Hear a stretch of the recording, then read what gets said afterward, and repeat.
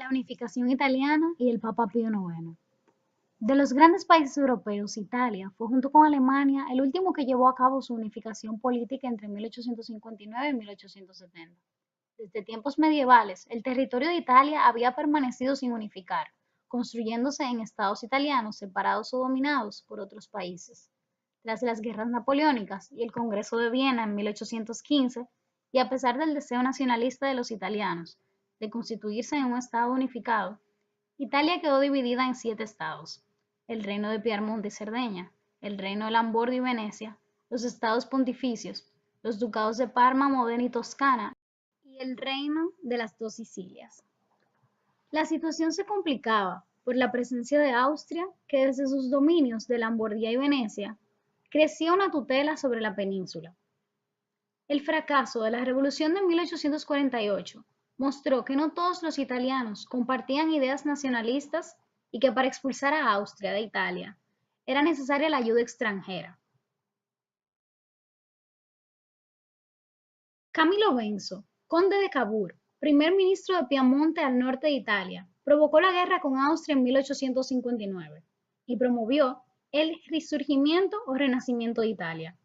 La política de Cavour se basó en renunciar a una revolución entre italianos, abolir el absolutismo e instaurar el liberalismo, expulsar a los extranjeros con ayuda de alianzas externas, crear un frente antiaustríaco.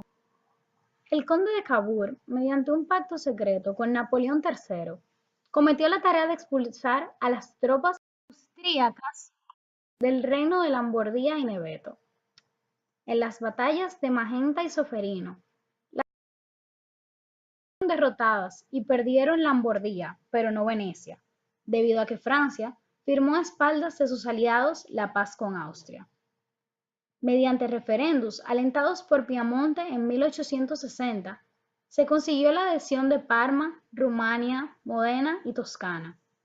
Por su parte, Garibaldi, caudillo de nacionalismo italiano, en su sentido más democrático y aventurero, se dirigió desde Génova hacia el Reino de las Dos Sicilias, conquista Palermo y más tarde Nápoles. Con estas incorporaciones, solo restaba para completar la unidad la adhesión de los estados pontificios y Venecia. Sin embargo, en 1861 muere Cavour sin ver remontada su obra. En 1866, gracias a la ayuda que había brindado Italia a Prusia en una guerra contra Austria, Venecia fue entregada al nuevo reino.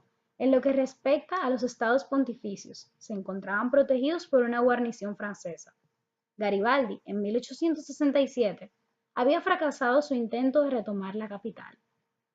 En 1870, Francia y Prusia entraron en guerra. Los franceses retiraron sus tropas de Roma y los italianos lograron completar su unificación.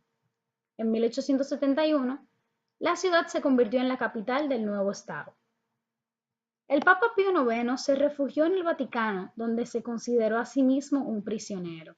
Así nació la llamada Cuestión Romana, que se prolongaría por casi 60 años.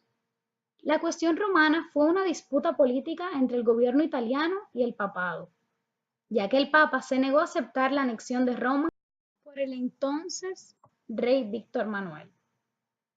Por el Tratado de Letrán en 1929, suscrito entre Benito Mussolini y el Papa Pío XI, quedó solucionada la Cuestión Romana. Por dicho tratado se reconocía la existencia del pequeño Estado del Vaticano, y el Papa era también reconocido como su soberano. Se le reconocían todos los derechos y todas las prerrogativas que corresponden a los estados soberanos independientes. La unificación italiana constituye un buen ejemplo, ya que alcanzó sus objetivos mediante un proceso controlado desde arriba y alejado de los sueños revolucionarios. Se logra la unificación sin crear una revolución. La diplomacia de Cavour, el heroísmo de Garibaldi, la capacidad de estadista de Víctor Manuel II y el entusiasmo nacionalista de los pueblos habían logrado la unificación total de Italia.